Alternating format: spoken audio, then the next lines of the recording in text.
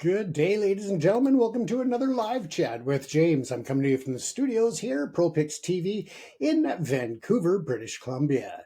Tonight, we're going to take a deep dive into, yes, Donald Trump.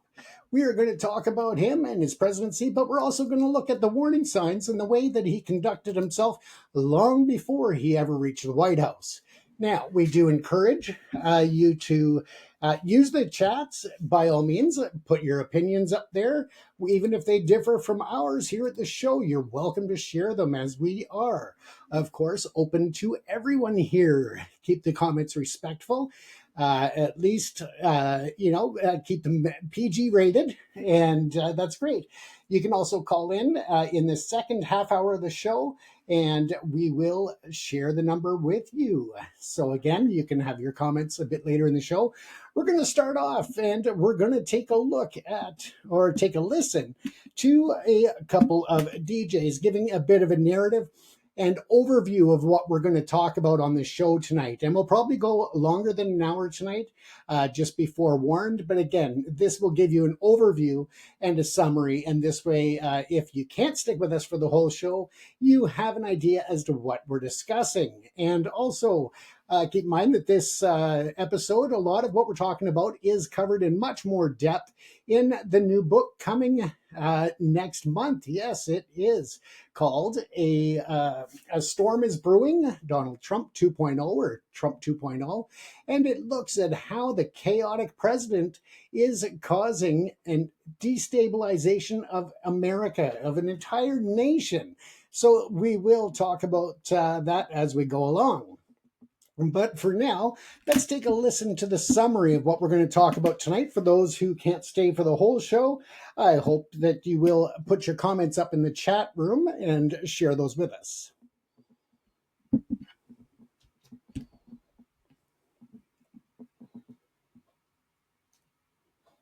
And that seems to be going slow. So let's see if we can just link it right in to the sound here, folks.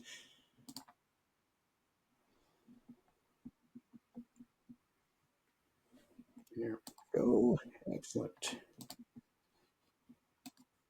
By all means, if you with the audio from your end, let me know.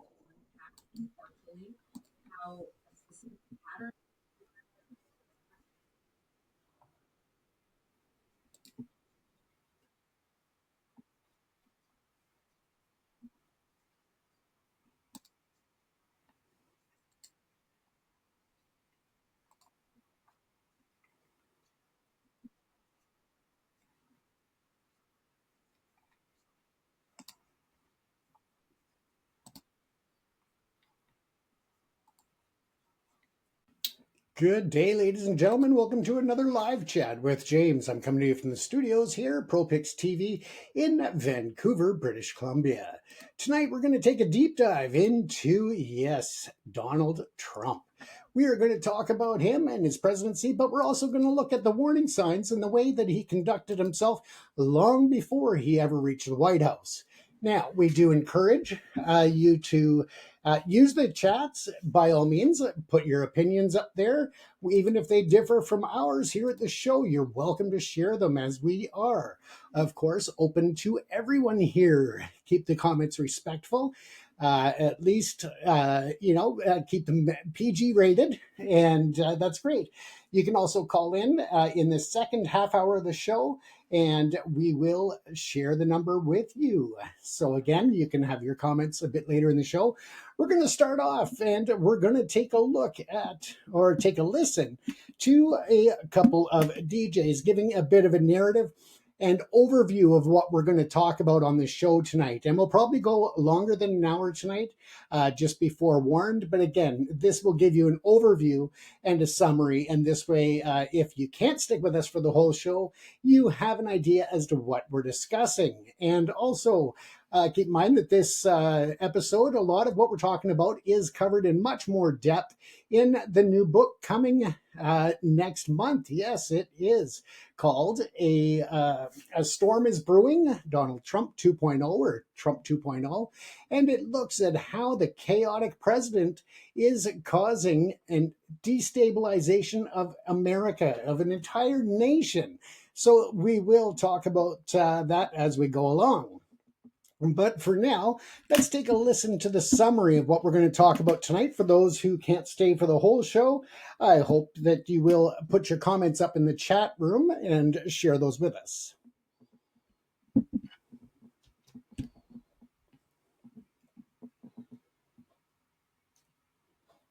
And that seems to be going slow. So let's see if we can just link it right in to the sound here, folks.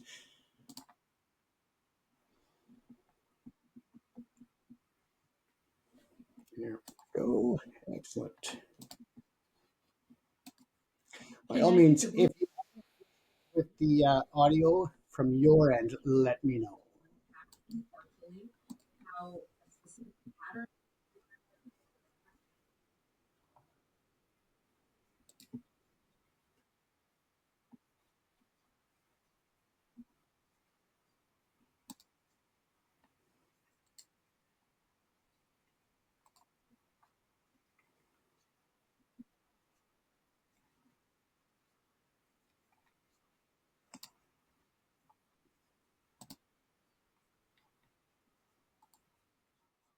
What's the main takeaway from that early period?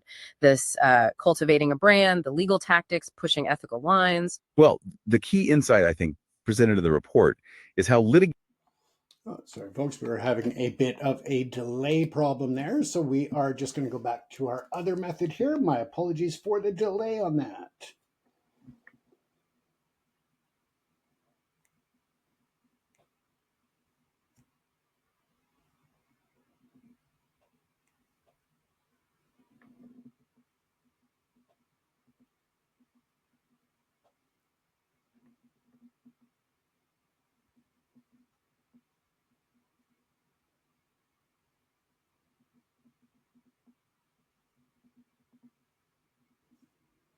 All right, so let's get that set, and we will try that again as we had the technical issues. We're just going to do it this way.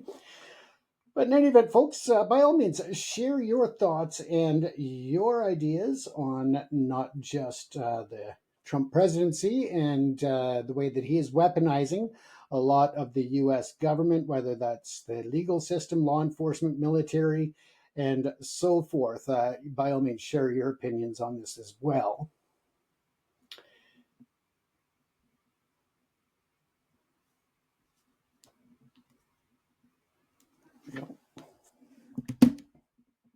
Welcome, curious minds.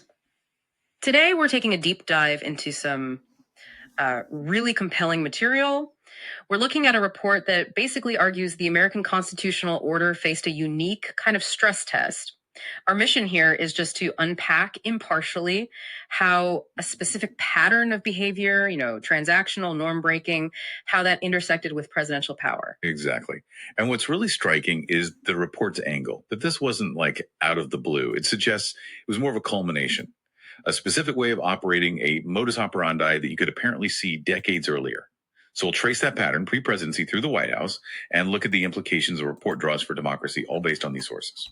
Okay, let's trace that blueprint then. The report really emphasizes this 40-year business career as the foundation. So what's the main takeaway from that early period? This cultivating a brand, the legal tactics, pushing ethical lines. Well, the key insight, I think, presented in the report is how litigation wasn't just defense. It became an offensive tool, a tool to shape the narrative. You mentioned branded failures like Trump University, described as a massive scam, right? Led to a $25 million settlement. But he insisted he would have won in court. Exactly. And the report points to over 4,000 cases before the presidency. It suggests a consistent playbook: deny everything, attack the accuser, countersue, always declare victory. Right. Take the 1973 housing discrimination suit. The DOJ sued, and he countersued them for $100 million. Defamation against the government. His ghostwriter even called that a classic counterpunch. Yes. And he eventually settled, admitted no guilt, but publicly claimed victory. The report frames this whole history as a kind of predictive model for what came later. Okay, here's where it gets really interesting, according to these sources. These tactics didn't stop. The argument is they were basically mapped directly onto the US government itself, the presidency becoming a tool for, well, personal gain, controlling the story, maybe even political payback. The report talks about a war on truth, calling the press the enemy of the American people. Enterly.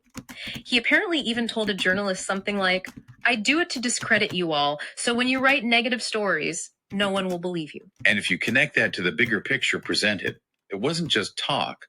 The report identifies what it calls an unprecedented fusion of public office and private business. It cites an estimated $3.4 billion from ventures supposedly unimaginable without his presidencies. Like the example of his son-in-law's firm. Right. Getting that $2 billion investment from Saudi Arabia's fund shortly after leaving office, despite, a limited track record. And the report also points to personal profit. Around $300 million from a meme coin. That's a type of cryptocurrency. And his social media company, TMTG, presented as ways wealth was generated, tied to the presidency, even with minimal company revenue. So this transactional style, breaking norms, it wasn't just domestic then. The report says it went global, disruptively. Look at NATO. The report details how he repeatedly and falsely framed allies' defense spending, like they owed money to the U.S. He even recounted telling an ally he'd encourage Russia, to do whatever the hell they want if a country was attacked and deemed delinquent. Which is a direct challenge to Article 5, the core collective defense idea. Yeah. And maybe the sharpest example the sources give of mixing national interest with personal politics is the Ukraine scandal. That led to the first impeachment, remember? Right, withholding military aid. Nearly $400 million. Aid Ukraine badly needed. The report says it was pressure on President Zelensky, pressure to announce investigations into political rivals, basically a quid pro quo, something for something. And the report connects all this leading up to the January 6th attack on the Capitol. Incited, it says, by calls to fight like hell, pushing the big lie about the election. Even that call to Georgia's Secretary of State, urging him to find 11,780 votes. So what about accountability? That's the question the report really grapples with at the end. Despite a second impeachment, this time for incitement of insurrection. And even Senator McConnell saying he was practically and morally responsible. The Senate acquitted him. Yes, which leads the report to ask, what happens when partisan loyalty seems stronger than constitutional duty in holding power accountable? It's a heavy question. So what does this all mean for you listening, for the future? The report's conclusion is pretty stark. This pattern systematically undermined democratic norms and institutions. And the failure of accountability mechanisms, it argues that sets a dangerous precedent. Yeah, the challenge these sources highlight is fundamental. Can American self-governance maintain its integrity without a really strong commitment to accountability, both political and judicial? It frames it not just about one presidency, but about the health of the whole constitutional system. It definitely leaves us, and hopefully you, with a lot to think about. We hope this deep dive into the source material gave you a clearer picture of the arguments and facts presented. Until next time, keep digging, keep questioning, and keep learning. So as you can see there's a lot to look at when you look at the current condition of U.S. politics, but also the history and the warning signs that have been there for decades when it comes to Donald Trump, when it comes to not only him as a person, but the way that he does business, the way that he operates. And as you heard, going way back to other cases back in the 80s where he countersued the U.S. government because he was being sued for racial policies within the Trump organization and dealing with peoples of color within his buildings. He was sued for that, but he countersued for just a ridiculous amount of money.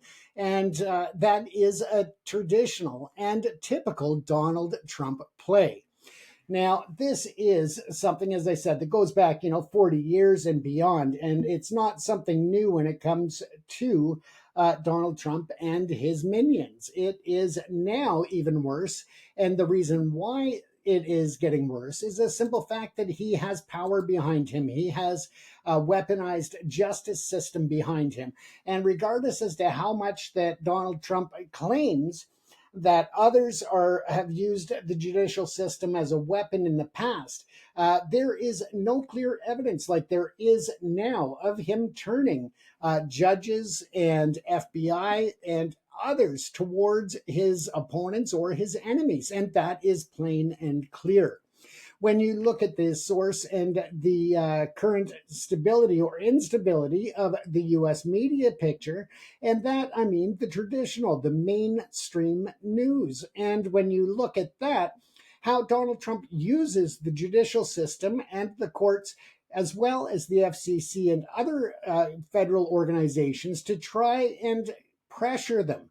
Because there's so much corruption within this administration, it causes a problem for the major networks or others to countersue Donald Trump.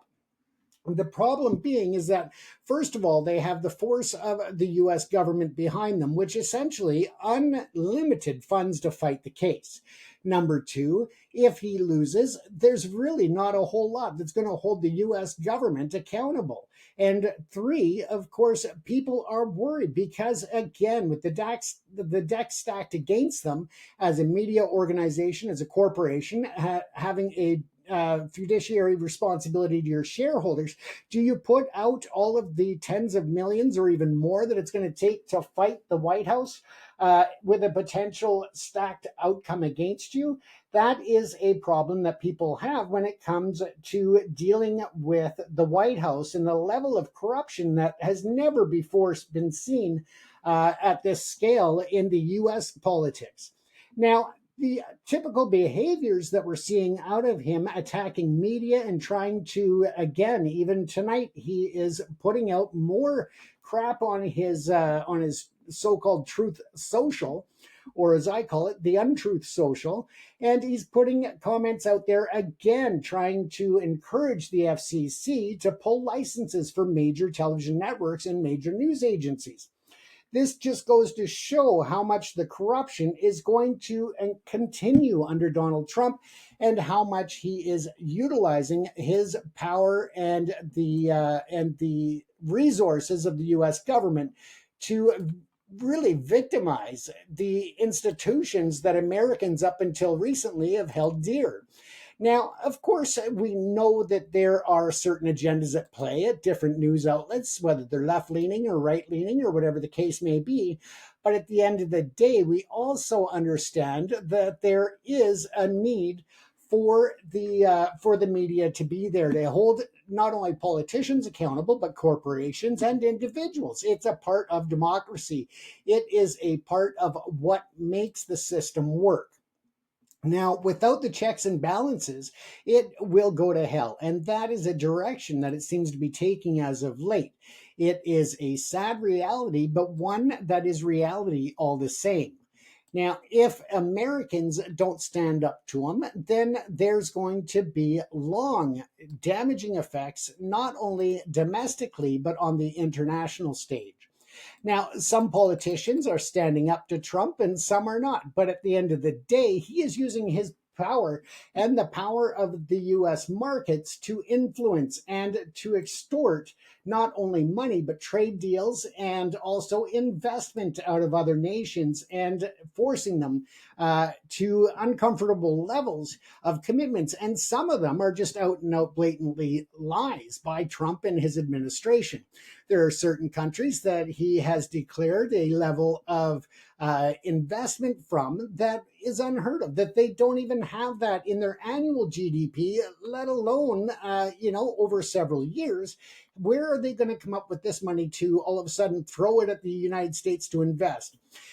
When you look at other areas, when he spoke about China giving the U.S. money, investing, and the U.S. was going to keep all of the profits. And yes, he did say this, that America was going to get that money from Japan. They were going to get to keep all of the profits from the investments, and so on and so forth. Well, it turns out that the money is a loan. The majority of that money was a loan to the United States, something that Donald Trump didn't want Americans to know.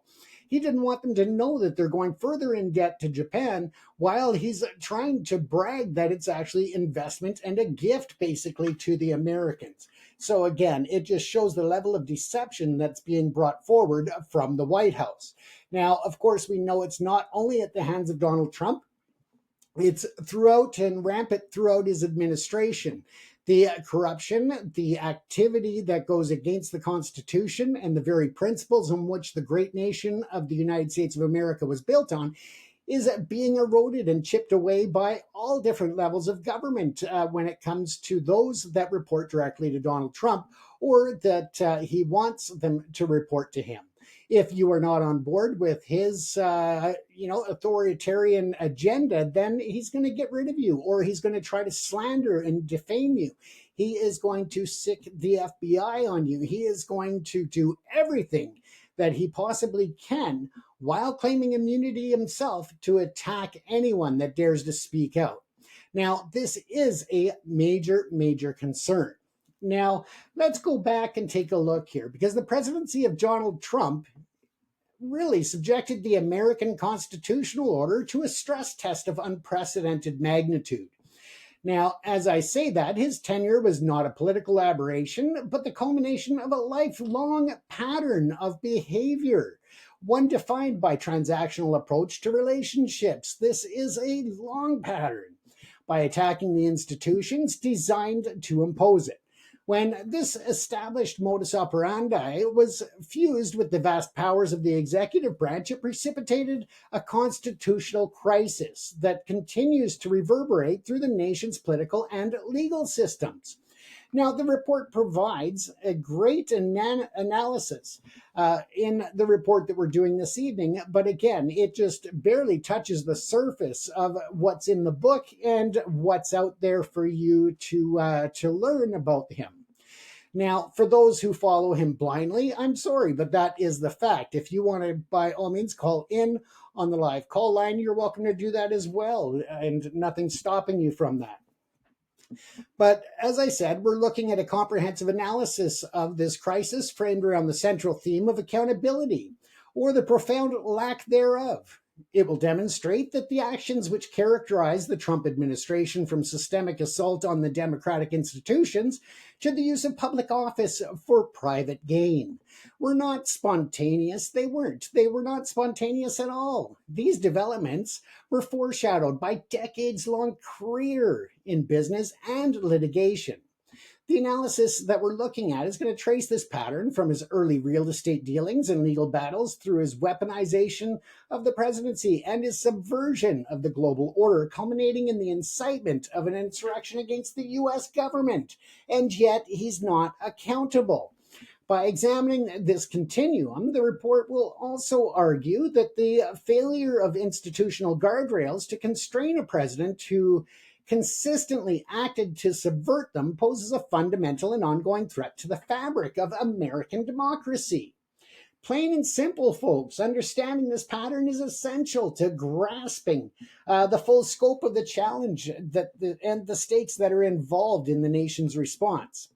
Now, of course, we know that there's a blueprint of a demagogue, a career of scandal and litigation when it comes to Donald Trump. It's followed him for decades. Now, to comprehend the actions of Donald Trump as president, one must first examine that blueprint of behavior established over a 40-year career in business. The history reveals a consistent methodology. The cultivation of a public brand of success that masks reality of instability financially, and the strategic use of the legal system as a tool of intimidation and financial protection. Not to mention the willingness of him to operate at the boundaries of ethical and legal conduct. This pre-presidential pattern, as I like to refer to it, was not merely a backstory. It was a predictive model for the conduct that would later define his presidency, his first term, and now even more glaringly, his second term, or as I call it, 2.0. And that demonstrates the tactics he's employed against the U.S. Constitution, were the same ones he had used against business partners, creditors, and regulators. So now he wants to change certain parts of the Constitution or ignore them. And yet, when it benefits him, of course, then he relies very deeply on the Constitution of the United States of America. Now, he has a legacy of failure and deception. Let's not fool ourselves. People should know this, and that's despite a carefully crafted image as a master deal maker.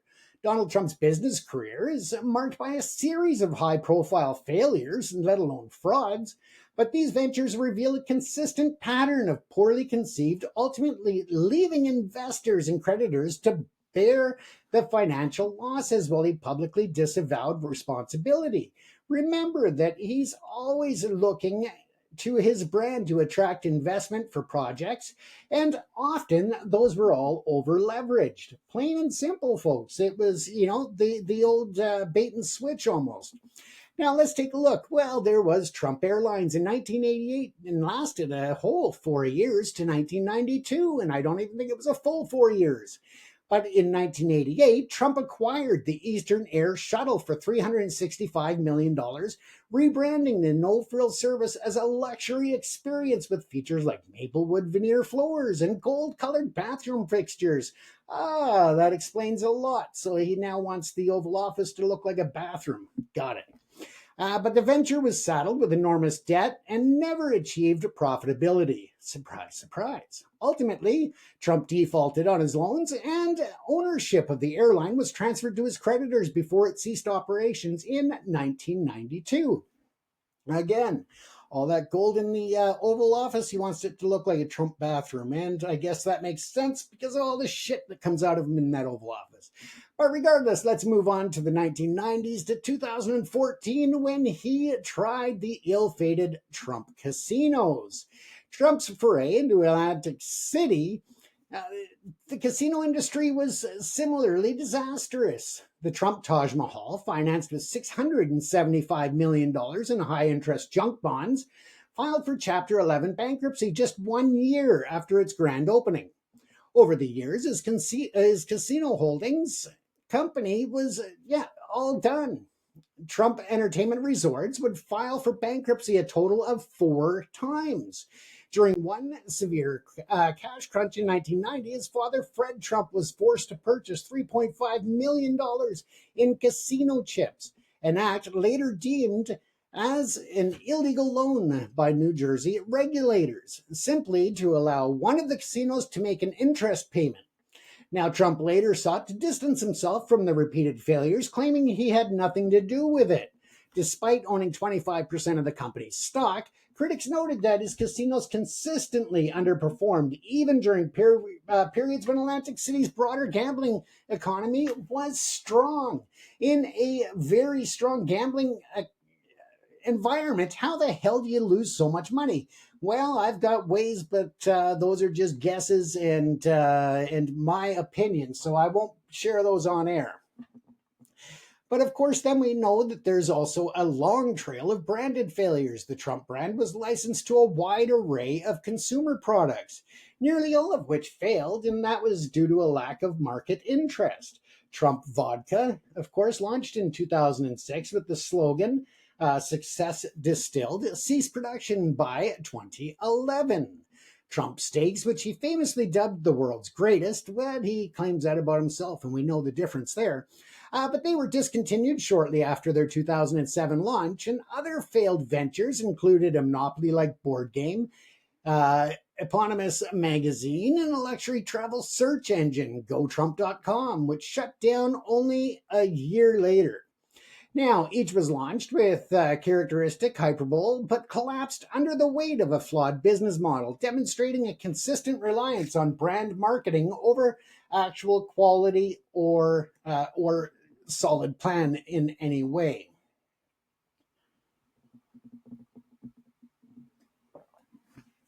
And just a reminder, folks, that the chat line is open. So if you want to call into the chat line, feel free. Usually we don't open the phone lines till about 30 minutes in to cover all the major headlines, but we are jumping right into the show tonight, so feel free. But in any event, let's move on to Trump University. Yes, we've all heard of that, unless you've been living under a rock, or Trump has had his fingers in your ears trying to make you not hear it. But perhaps the most telling pre-presidential venture was the university, an unaccredited for-profit seminar program that promised to teach students Trump's secrets to success. Well, guess what?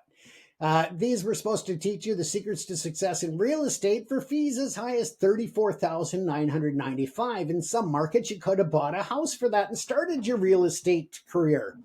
But the program was ultimately exposed as a massive scam. Surprise, surprise.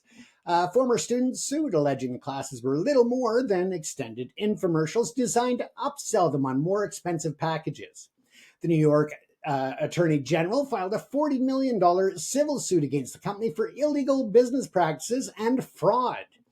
Yes, of course, true to form, Trump attacked the judge and the plaintiffs, but after being elected president, he settled the lawsuit for $25 million to be paid to the victims, all while insisting he would have won had he have gone to court or to trial. Yeah, right.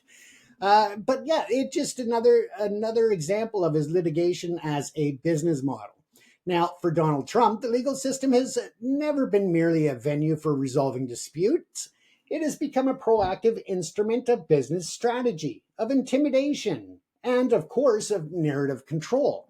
Before his presidency, he and his businesses were involved in over 4,000 legal cases in the US courts alone, and a number far exceeding that of other real estate magnates. Now, the history of litigation reveals a clear and consistent playbook. When faced with accusations, deny everything, attack the accuser's credibility and motives, launch an aggressive countersuit, and declare victory regardless of the outcome. Doesn't that sound so familiar? Now, we can go back to 1973. I mean, the pattern is not recent. In 1973, it's a formative example of his strategy, and that's when he really started to emerge with that pattern. When the U.S. Department of Justice filed a civil rights suit against the Trump Organization alleging systemic violations in the Fair Housing Act, the government's evidence showed that black applicants were routinely turned away from Trump managed properties while white applicants were offered apartments. Guided by his attorney, the infamous Roy Cohn, of course, Trump's response was not to address the allegations, but to launch a $100 million countersuit against the government for defamation. And remember, this is back in the 1970s, 1973. I was only 2 years old at that time. So yeah, it's been a minute. Now, the ghostwriter, Tony Schwartz, Trump's ghostwriter, that is, later identified this as a classic counterpunch tactic that would become a hallmark of Trump's career. A federal judge dismissed the countersuit as a waste of time and paper. Trump finally settled the case without admitting to guilt. Of course, that's, again, just his normal pattern. But the settlement required his company to provide a biweekly list of vacancies to the New York Urban League. Despite the settlement terms, Trump publicly declared victory, establishing a template. Yeah, it just hasn't changed since 73. Now, exactly as I was saying, is that established a template that he would follow for the rest of his life, both legal and in political arenas. It is just ridiculous. The guy cannot lose and actually admit it. On no level does he admit his guilt, even when the courts have clearly found him at fault. Now, his aggressive tactics against tenants and regulators, the litigious approach was applied consistently to overcome obstacles. In the 1980s, tenants at a building on Central Park South alleged that Trump engaged in a campaign of harassment to force them out of their rent-controlled apartments. Now, this included a bizarre scheme to temporarily house homeless individuals in the building's vacant units in an apparent effort to scare away the existing residents. When Palm Beach County officials blocked his initial plans to convert his Mar-a-Lago property into a private club, he responded with a $50 million lawsuit against the county, followed by a separate suit accusing the county of deliberately directing air traffic over the estate to harass his guests. I mean, how ridiculous does he get? You know, that the FAA is going to all of a sudden change air traffic patterns just to piss off Trump. I mean, maybe today I could see it, but yeah, they wouldn't be able to fly over the White House anyway. Now, Just plain and simple, he's a libel bully. Trump's willingness to use the courts to silence critics was so pronounced that in 2016, the American Bar Association report was commissioned under the title Donald J. Trump is a libel bully, but also a libel loser. I love it. I'm going to read the title of that one more time for you folks because I just love the title. Donald J. Trump is a libel bully, but also a libel loser. Yes, that was the report title that was commissioned by the 2016 American Bar Association. Yes, I love it. Although the American Bar Association initially declined to publish the report for fear of being sued by Trump, its title captured the essence of a strategy focused on intimidation through litigation, regardless of legal merit. The tactic directly foreshadowed his later attacks on journalists and media organizations from the platform of the presidency. Again, trying to silence the media, and that's a play famous by most authoritarian dictators, and it should be no surprise that it's one that Trump just loves to use because, again, authoritarian dictators, need I say it again? But the remarkable consistency in this behavior provides a clear lens through which to view his presidency. The strategy of counterpunching against the through the Department of Justice in 1973 is indistinguishable from his later attacks on the same department when it investigated his campaign's ties to Russia. The use of corporate bankruptcy to shield his personal wealth, while investors and bondholders absorbed hundreds of millions of losses in his casino ventures, and that demonstrates a transactional view of legal and financial obligations that would later manifest in his approach to international treaties and alliances. Now, let's also look at the Trump University case. Yes, in particular, that one serves as a perfect microcosm of the entire pattern. A branded product built on false promises, aggressive legal tactics against those who complained, public attacks on the presiding judge, and a final statement spun as a personal victory. This history is not a collection of anecdotes, it's an operational code of a man who would soon apply these same tactics to the institutions of American democracy. And he is clearly doing that. I don't care what anybody argues the point, it's clear that that is what he is doing. Now, upon entering the White House, Donald Trump transposed the behavioral patterns honed over a lifetime in business and litigation directly into the institutions of the U.S. government. The presidency was not treated as a public trust governed by constitutional norms, but as a powerful new tool to be wielded for personal enrichment, narrative control, and political retribution. The same tactics used to bully tenants and bankrupt casinos were now deployed against the free press, the justice system, and the very concept of ethical governance. Now, this systematically eroded the checks and balances designed to constrain executive power. I mean, how much clearer does it get that Donald Trump's use of social media in his administration's sustained assault on the press represented a fundamental departure from practices of all previous presidents? Look at his bargain basement Barbie, as I call her. That, of course, being Karen Levitt. I mean, really, if she had an ounce of truth come out of her mouth, her head would probably explode. That is the way I see it. Now, the objective was not merely to promote a political agenda, but to systematically dismantle the public's trust in fact-based reporting, thereby creating an alternative information ecosystem in which his narrative and his own personal narrative could reign supreme. And that is as we see it. Again, at the top of the show, I admitted, yes, there is some bias by media, by certain journalists, by certain news agencies. But overall, the credible and reputable reporting of most of the agencies is pretty good.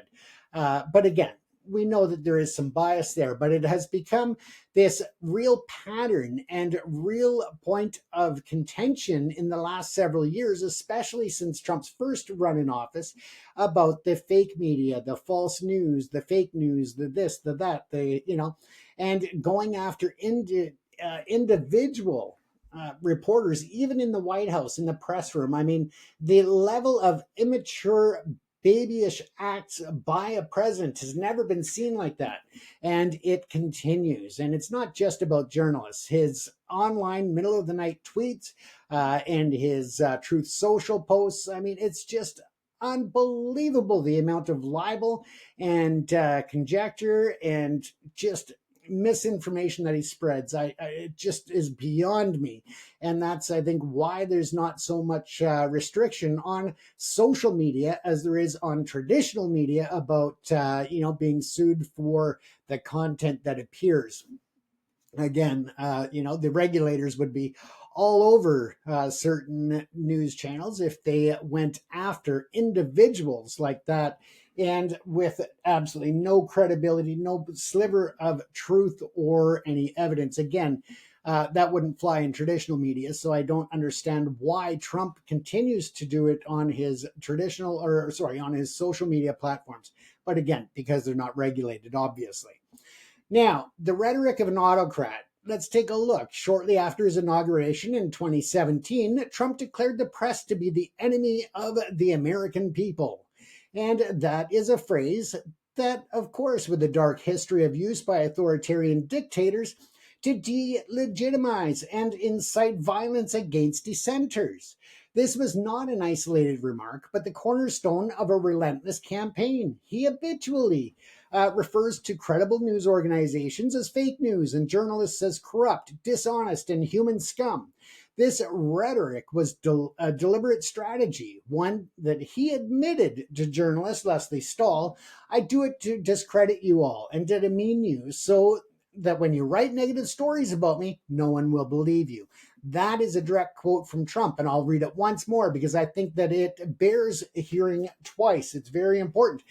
Donald Trump said, I do it to discredit you all and demean you all so that when you write negative stories about me, no one will believe you. A very, very powerful statement that was said to Leslie Stahl in an interview with Donald Trump. And that is very clear. Now, his targeted harassment via Twitter, via X, whatever you want to call it, and from his Truth Social, Trump's Twitter account, which the White House designated as a source of official statements, became his primary weapon in the war. Over his presidency, he tweeted more than 25,000 times, and that's his first presidency. And the frequent targeting of specific news organizations and individual journalists. He was targeting them all. And this is supposed to be an official Twitter page of the White House and of the Office of the President of the United States, not a personal place for him to have petty grievances. More than 600 of his tweets were aimed at outlets like the New York Times, CNN, the Washington Post, and which he variously described as failing, phony, nasty, disgraced. And again, we've heard those words about other news agencies as of more recent. This created a powerful direct-to-follower propaganda channel that bypassed and actively sought to destroy the credibility of traditional media gatekeepers. Again, because he can. He's using social media as his own personal weapon. When you look at the concrete actions against the media, yes, the administration's war on the press extended beyond rhetoric into direct action. In November 2018, the White House abruptly banned CNN reporter Jim Acosta after a contentious press conference. The administration also took steps to use the levers of government to punish news organizations it deemed hostile. This included an attempt by the Department of Justice to block AT&T's acquisition of Time Warner unless the parent company agreed to sell off CNN, and a frequent target of Trump's ire. Very clear again, his battle against the media continues to this day. Now, furthermore, the administration altered the composition of the White House press corps, denying office space in the Pentagon to outlets such as the New York Times and NPR, while granting it to more favorable conservative-leaning organizations such as Newsmax and One American News Network. Let's not forget that they've also brought in a bunch of social media influencers that really are just there to kiss Donald Trump's ass, to ask targeted and Trump narrative guided questions, and that is the fact. Now, these were not having the action, or sorry, these were not the actions of a president or of a really a real government. It's more of a kangaroo court or a just a joke of a government. But no, this was the true actions of a president engaging in political debate. And this was not even a real political debate. They were actions of a government using its power to reward loyalty and, of course, punish dissent. And again, I can't say it enough that we still see it again today. And apologize for the junk mail that shows up in our chat here, folks. We do get a bit of spam in there, so we just ignore it as we continue on. Now, as we continue on, let's take a look at the profiting from power. The emoluments presidency, as some would call it now, and that's the Trump presidency, was marked by an unprecedented fusion of public office and private business interests. If you thought it was bad during the first presidency, this 2.0 has gone way off the charts and way out of the ballpark in any comparison. Now, is private business interests, again, raising profound concerns about corruption and violations of the U.S. Constitution. Trump refused to divest from his global business empire, creating a situation where his official actions as president were inseparable from the financial interests of the Trump organization.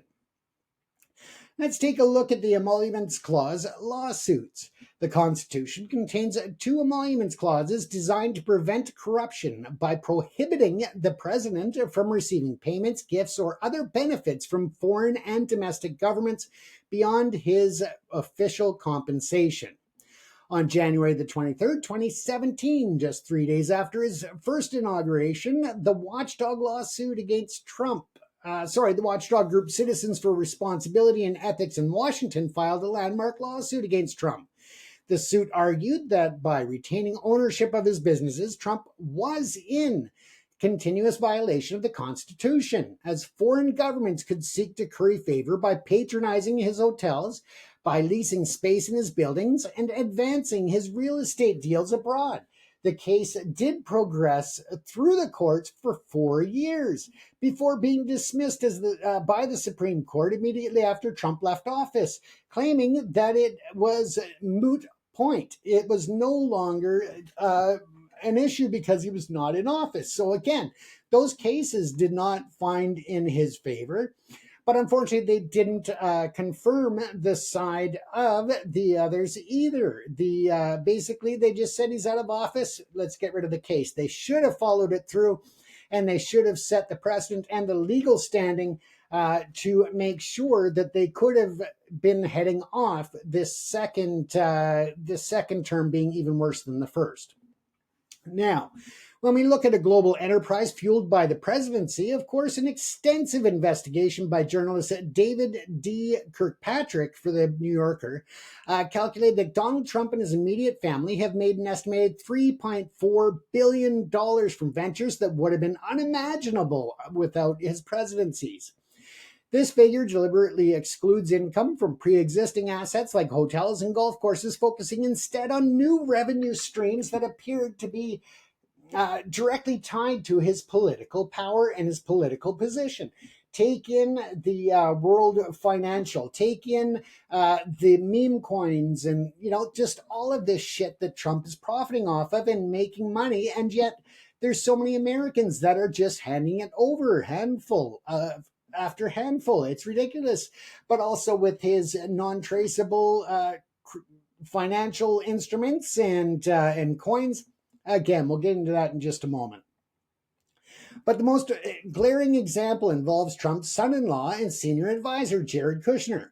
Shortly after leaving the White House, Kushner's newly formed private equity firm, Affinity Partners, as it's called, for any of you unfamiliar with it, it received a massive $2 billion investment from Saudi Arabia's private investment fund, which is controlled by the Crown Prince Mohammed bin Salman. Now, the fund's own advisors had reportedly raised serious concerns about Kushner's lack of track record in private equity, but they were overruled by the Crown Prince. We don't need to know, or we don't need to wander too far or go out too creatively to figure out the link there. But again, when you look at the cryptocurrency that I mentioned earlier and the brand monetization. Now, the Trump family has aggressively monetized the political brand cultivated in the White House. This includes a series of cryptocurrency ventures which have generated staggering profits and an entity established by his sons, Liberty Financial, and that raised 550 million by selling digital tokens. And again, with 75% of the proceeds flowing to the Trump administration, or the Trump organization. The same company that entered the stablecoin business, securing $2 billion investment from a company owned by the UAE, or the United Arab Emirates. Once again, Trump himself has personally profited to the tune of approximately 300 million from the sale of a meme coin, a form of novelty digital asset. I mean, seriously, people, when are you going to wake up and realize that it's obviously just a forward moving pathway to send money directly to Donald Trump and his family without directly just bringing suitcases in front of the camera? I mean, it's so blatant. Now, Trump Media and Technology Group is another concern, of course, the publicly traded company that owns Truth Social, chaired by Trump. Yes, even while he's in office, has become a vehicle for immense wealth generation, despite the social media platform itself having minimal revenue and no profits. Now, let's also keep in mind that this is what the president is using the majority of time to post online, sending threats, sending messages, sending orders, sending tariff declarations, and so forth. Through his Truth Social. Again, pigeonholing that one for the masses to have to log in if they want the latest information coming directly from the president. Very, very crooked, I would say. Now, of course, there are other platforms where Trump is trying to make a presence. And ironically enough, after trying to shut down TikTok for so long, the White House now wants to be on TikTok, but they don't want to follow any of the guidelines, such as the anti-bullying and other guidelines that are set forth by TikTok. Now, for those of you who don't know a lot about social media, TikTok is a very strict platform when it comes to bullying and disinformation and so forth. So, of course, that is a concern to the government of the United States, particularly Donald Trump and Bargain Basement Barbie, because they want to be able to spread their garbage without being fact checked or shut down.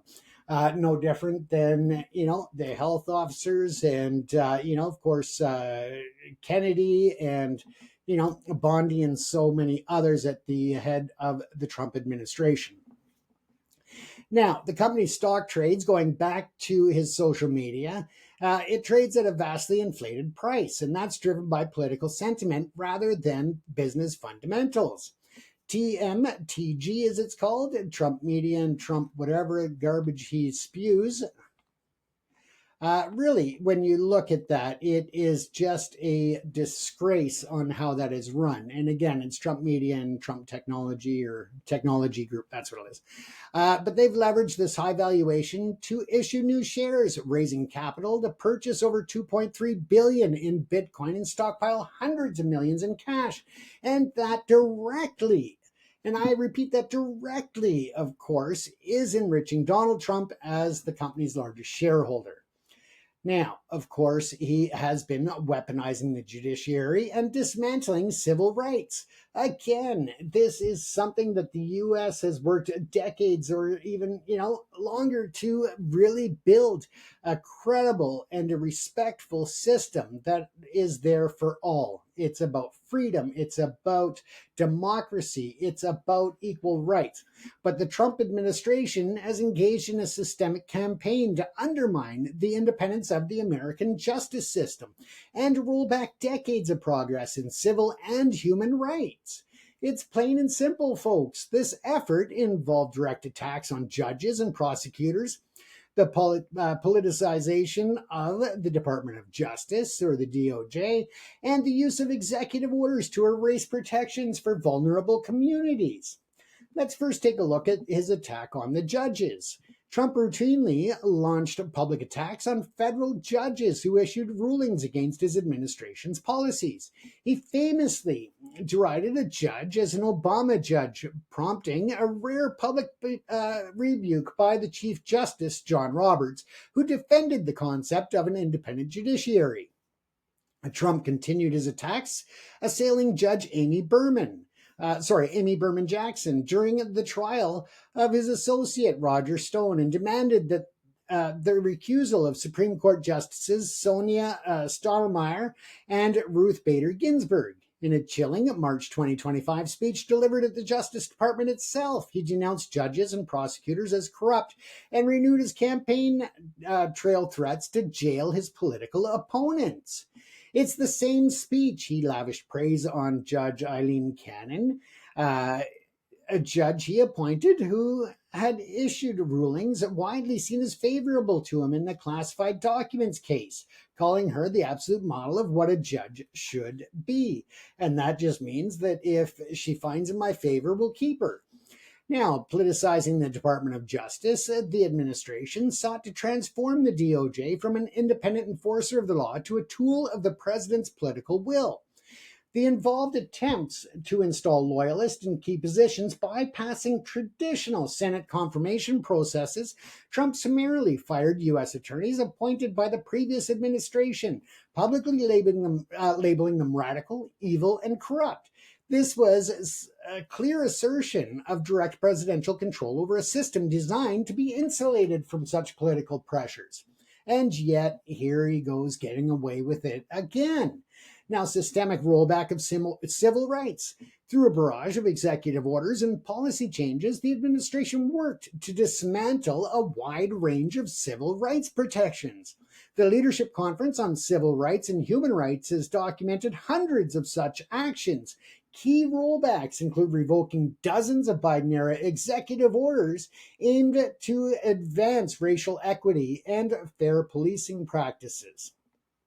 Further, he issued executive orders seeking to end birthright citizenship, ban transgender individuals from serving in the military, and reinstate the Remain in Mexico immigration policy.